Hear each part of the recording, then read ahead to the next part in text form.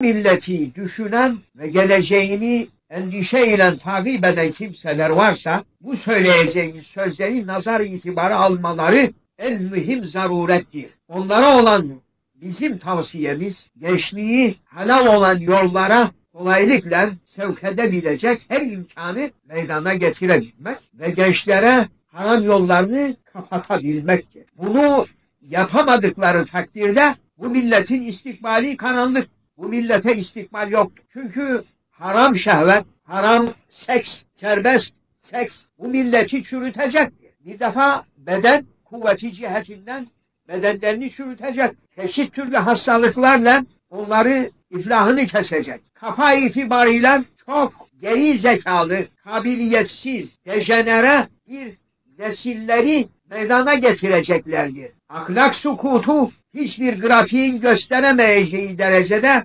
korkunç buğutlara varacak. İktisat noktayı nazarından görülmemiş israflarla maddi gücümüzü de sıfıra indirecek. Milli kültür, dini zevk ve aşktan mahrum olan bir çürümüş nesiller meydana getirecek. Şimdi birkaç buradaki hazır olan İhvan-ı dinimizden bazıları bugün Türkiye'de çok açık saçık eskiden müstehcen tabir olunan neşriyatın çoğalmasından şikayet ettiler. Tabiidir ki madem ki bizim başımızda bu milleti sevk-i idare eden kimselerin hedef olarak tayin ettikleri, tarif ve tabir ettikleri bu milleti çağdaş olan kendi tabirleriyle çağdaş uygarlık, çağdaş medeniyete yani bir asrın medeniyet seviyesine ki maksatları beğendikleri Garp'taki medeniyet seviyesine çıkarmak cahdındadır bu başımızda bizi idare eden kimseler.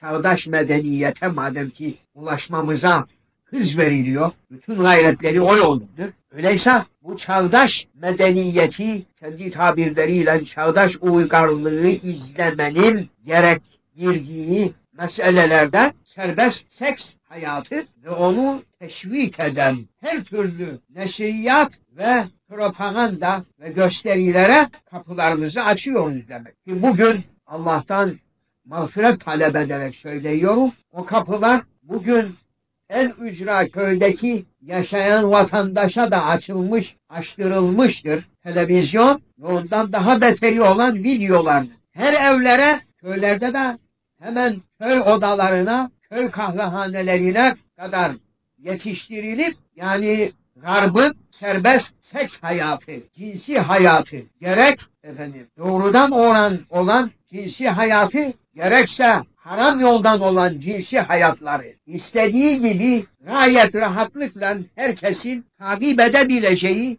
elde edebileceği bir pazar haline getirilmiş. Binaenaleyh şimdi demek ki bizim başımızda olan milli talim ve terbiyeden mesul olan makamlar, ondan daha üst olan makamlar hakkıyla iftihar edebilirler ki bu milleti çağdaş uygarlık düzeyine kendi tabirleriyle yetiştirmek yoluna muvaffak olmuşlar ve şimdi bütün kuvvetlerini seferber etseler önlenemeyecek bir hale getirmişlerdir. Bu muvaffakiyetleriyle hakkıyla iftihar edebilirler ki bu milletin geleceğini karartmışlardır.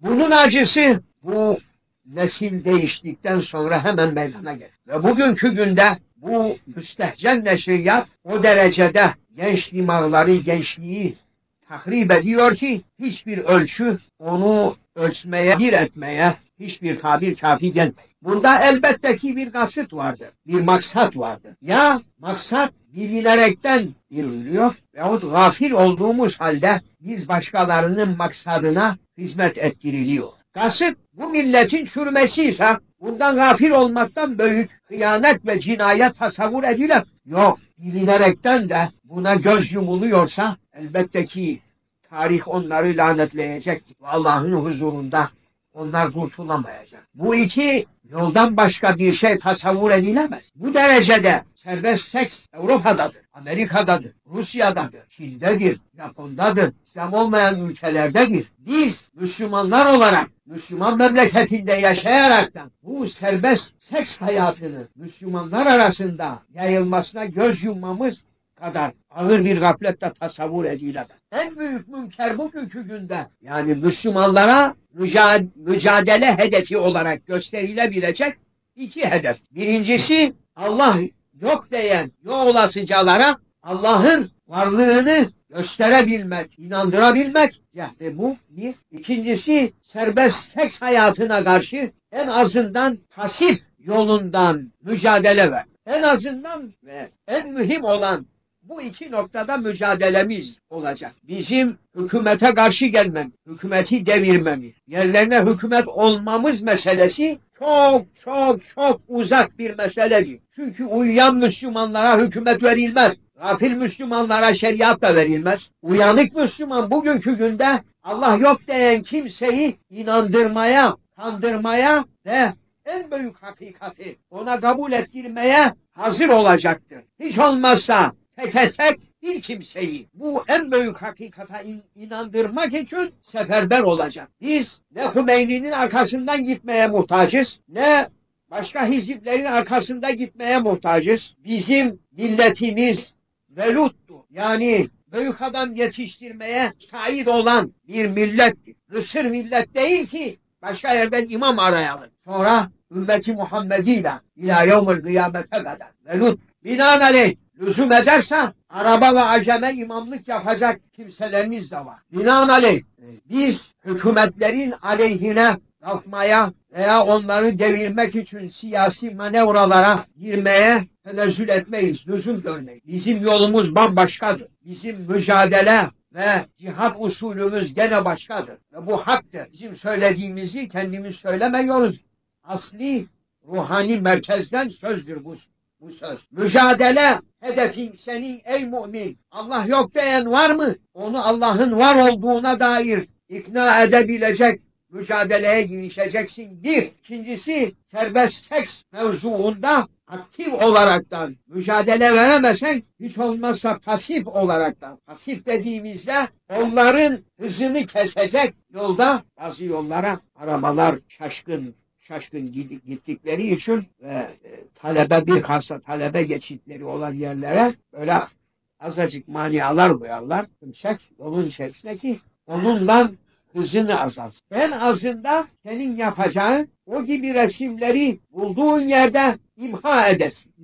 O gibi neşriyat olan müesseselere Müslümanlar boykot etsin. O gibi resimleri bastıran matbaalara, basan gazetelere Müslümanlar umumi boykot etsin. Daha onun gibi ne gibi pasif onları o yoldan döndürecek tedbir varsa ki onları bir söylemeye de olur. Bu birkaç kalemi söyledik. Bundan yürüyerekten pek çok Allah'ın izniyle o bizim pasif müdafaamız, o serbest olan seksi kırmaya vesile olur. Müslüman zenginleri, Müslüman gençlerine evlenmeyi kolaylaştıracak mali yardıma keselerini açacaklar. Müslüman zenginleri, onlarla beraber Müslümanlar ki bugün Müslümanların çoğu lüzumsuz yere, fuzuli yere paralarını bazılarından keserekten keyfi olan iptilalara sarf ediyorlar. Toplayaraktan Müslüman gençlerini serbest seks hayatının girdaplarına düşmekten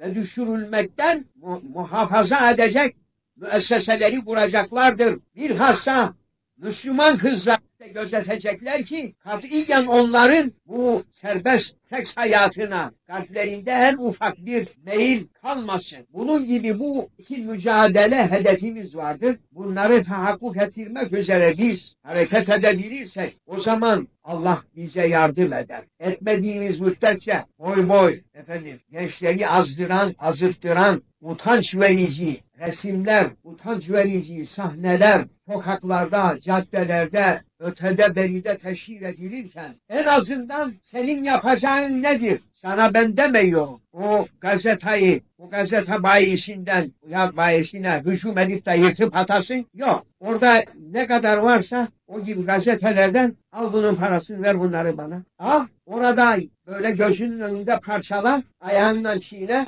ondan sonra dur bir kibrit dayak, ateşleyiver orada. Gelsinler resim çeksinler, görsünler.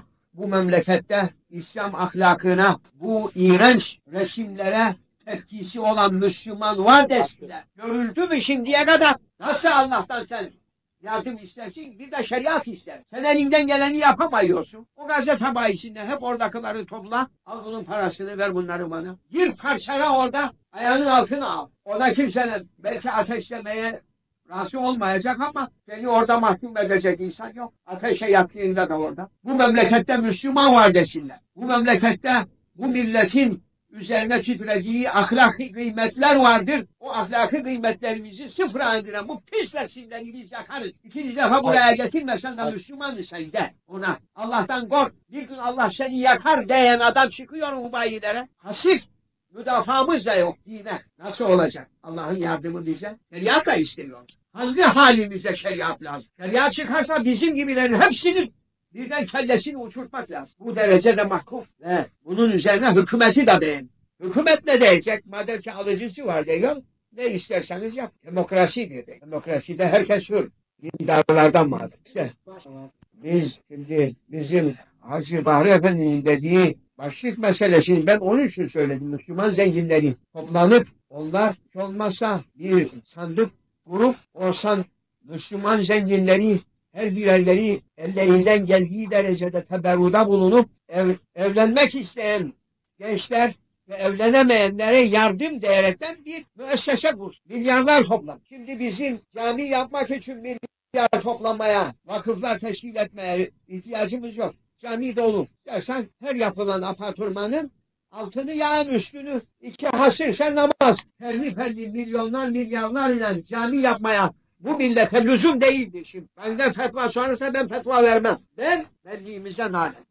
Bu kadar milyarları sarf eden kimselerin ayrı bir hatta sandık müessese kurup orayı besleyip ondan bu evlenmesine imkan olmayan, evlenemeyen, evi olmayan, evlenecek parayı bulamayan, işi gücü olmayan ve paraya ihtiyacı olan o Müslim, mümin gençlere yardım etmesine dair böyle bir müessese kurulmasını isterim ben. Başka bir şeye lüzum değil. Şimdi lakin bu zamanın insanı gösterişten gidiyor. Her işimiz gösteriş.